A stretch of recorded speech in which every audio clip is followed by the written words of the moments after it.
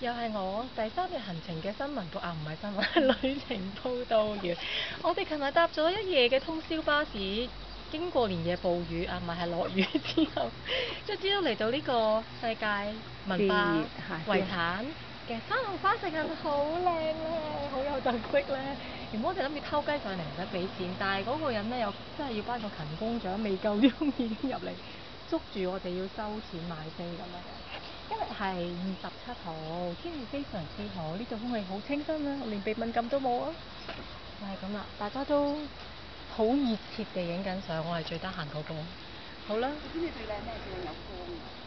係啦，呢度影相最靚有光。